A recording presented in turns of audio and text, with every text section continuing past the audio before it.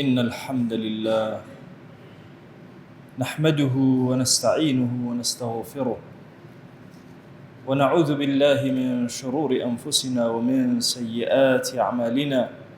من يهده الله فهو المهتد ومن يضلل فلا هادي له. أشهد أن لا إله إلا الله وحده لا شريك له، وأشهد أن محمدًا عبده ورسوله. يا أيها الناس اتقوا ربكم الذي خلقكم من نفس واحدة وخلق منها زوجها وبث منهما رجالا كثيرا ونساء، واتقوا الله الذي تساءلون به والأرحام إن الله كان عليكم رقيبا. لپاش سپاس و ستایشێکی بێهەمتا بۆ کردگاری مەزنوو، داواکردنی درود و ڕەحمەت بۆ سەرگیانی پاکی پێشەوای مرۆڤایەتی محەممەد صلی الله تعالى عليه وسلم. ئێمە ئیماندار لە ژیانە کاتێک کە ئەمانەوێ ژیان کەین زۆر زەحمەتیەتە ڕێمان. زۆر کات ئینسان لە کەسابەتەکەیە ئەکەوێت و زەرر ئەکە، چەندین جار ئیشەکانی ئەگۆڕێ، هەندێک جار بەڵا لەسەر بەڵا ڕووی تێ ئەکات و نازانێ چۆن لێ قوتار ببێ. ئێمە ئیماندار وەکو عامەتی مرۆڤایەتی معەڕەزین بۆ هەموو خەسارەتێک کە ڕوومان تێ بکە. ئەنواع جۆرەکانی بەڵا، ئەنواع جۆرەکانی نعمەت کە خوا پێداوین لێمان وەربژیرێتەوە، لێمان بسەندێتەوە. ئیتر سەواء نعمەتەکان مادی بن لە ئینسانە لە ڕووی داراییەوە بێ، یان نعمەتەکان لە ڕووی جەستەیەوە بێ، هەندێک جار خوای گەورە لێت ئەسەنێتەوە، یا هەندێک جار نعمەتەکان لە ڕووی دڵ و خۆشەویستیەکانەوە یا معنەویە کە لێت وەرئەگرێتەوە. هەندێک جار ئینسان کەسایەتی خۆی لەدەست ئەدا، پلە و پۆستەکەی لەدەست ئەدا. هەموو ئەمانە ئیمتیحاناتن، ئەمانەیە تێبگەین زۆر بە کورتی لە خزمەت فەرموودەیەکی پێغەمبەرا صلی الله عليه وآله وسلم کە بزانین ئێمە ئیماندار کاتێک ئەم بەڵا و موسیبەتانە ڕوومان تێ ئەکات چۆن مامەڵە بکەین، چی بکەین. عەبدوڵڵای کوڕی عەمری کوڕی عاص بۆمان ئەگێڕێتەوە، فەرمێ لە خزمەت پێغەمبەرا بووم صلی الله عليه وآله وسلم زمانی شیرینی ئەم کەلیماتانەی پێ هاتە دەرەوە.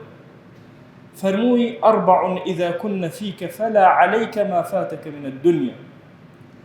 ئەگەر چوار خەسڵت لە ئێوە هەبوو، ئیتر بەلاتانەوە هیچ گرنگ نەبێ کە دنیا چۆن لەدەست ئێوە دەرئەچێ و لەلاتان نامێنێ.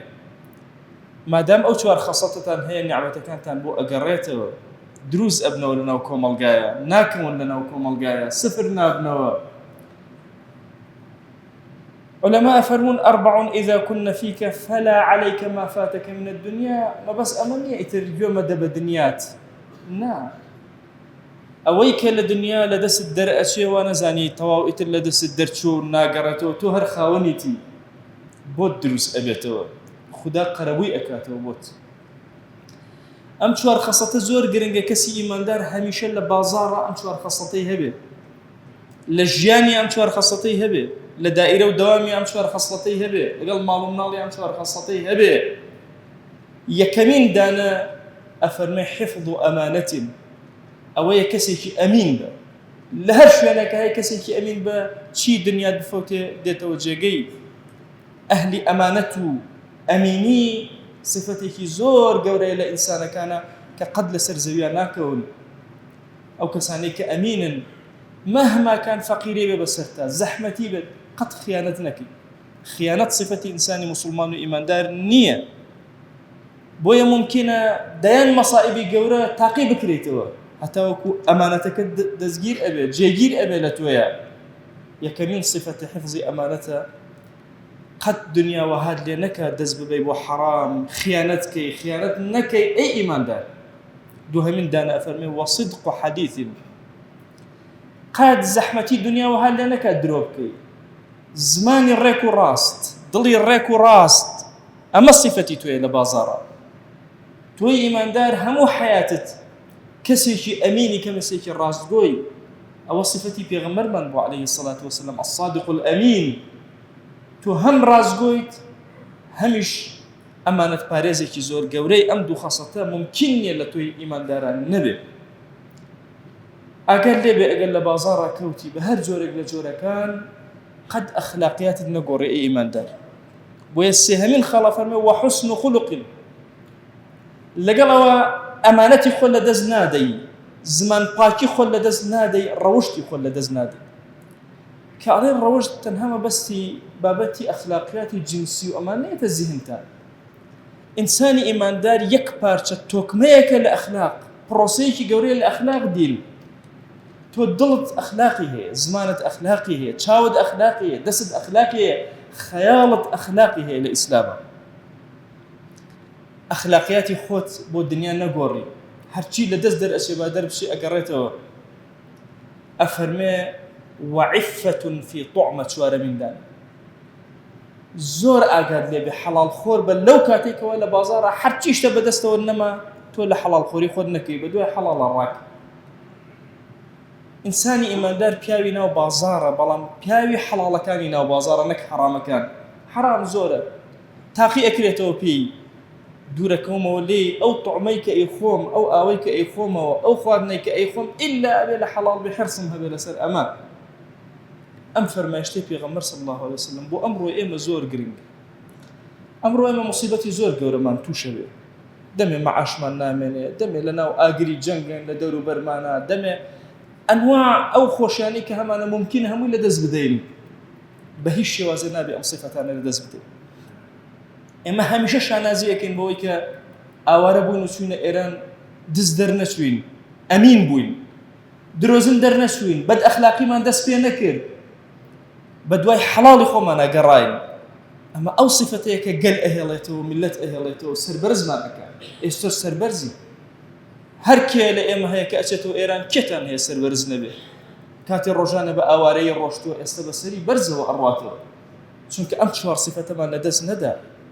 هەرچی لە دنیا لە دەستماندا خوا پێی داینەوە، هەڵەبجەمان لە دەستدا، هەورامانمان لە دەستدا، ڕامان کرد گەڕاینەوە سەر زێد و شوێنی خۆمان و پێی داینەوە خوددا، چونکە ئەم چوار سیفەتەمان لە دەست نەدا.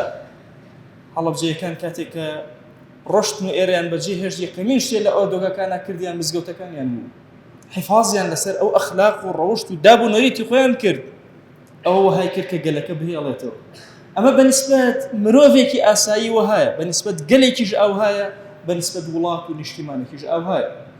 کۆتا قسم لە خزمەتتانە عەتاءوڵڵای سکەندەری یەکێکە لە عاریفە زۆر گەورەکان کە خەڵکی میسر ئەفەرمێ ئەگەر خوا جەل جەلالوه یەکێ لە نعمەتەکانی لێ وەرگرتیتەوە بە جۆرێک لە جۆرەکان تۆ سیرکە، بزانە هۆکاری وەرگرتنەوەی ئەم نعمەتە لە تۆ چییە؟